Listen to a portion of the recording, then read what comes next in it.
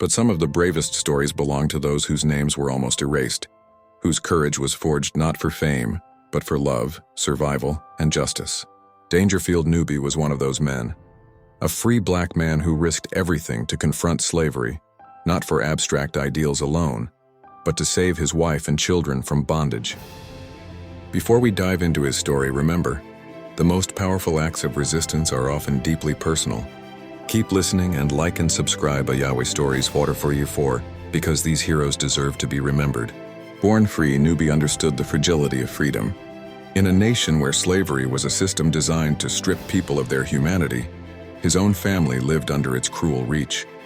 His wife and children were enslaved, living under the control of people who treated human life as property. Most men in his position might have quietly endured the system, attempting to survive without drawing attention. Not Newby.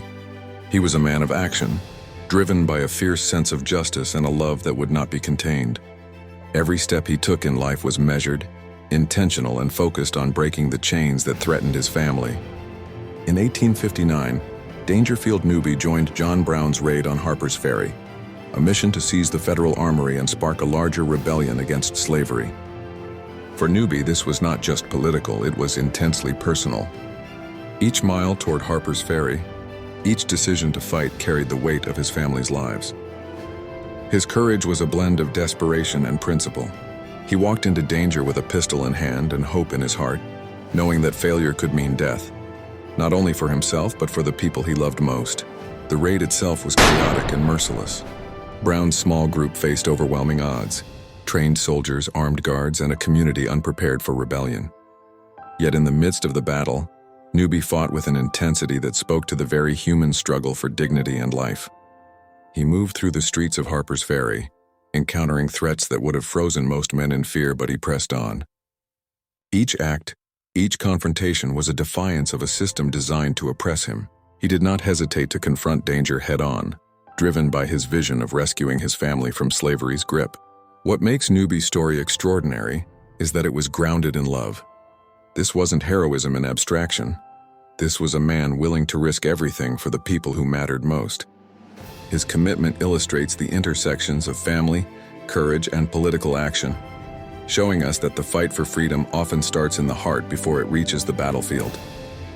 He wasn't just a participant in history, he was a symbol of the lengths to which a person will go when justice and love intersect. Though the raid ultimately failed and Newby paid the ultimate price, his courage remains undeniable.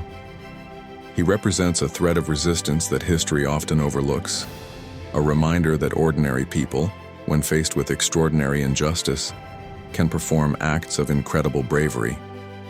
His actions reflect the human spirit at its most defiant, its most selfless, and its most determined. Newby did not survive to see his family free, but his fight became part of a larger struggle that would eventually bring freedom to millions. His story reminds us that true heroism is measured not by recognition, but by the willingness to stand up against oppression, even when the odds are impossible. Every detail of his bravery, from joining John Brown's raid to the love that propelled him forward, teaches a lesson in courage, strategy, and selfless devotion. So when you think about the fight for freedom, remember Dangerfield Newby, the husband, the fighter, the hero history tried to forget. He ran toward danger when others ran away. He faced death to protect life. He challenged a system built on cruelty with nothing more than courage, love, and conviction.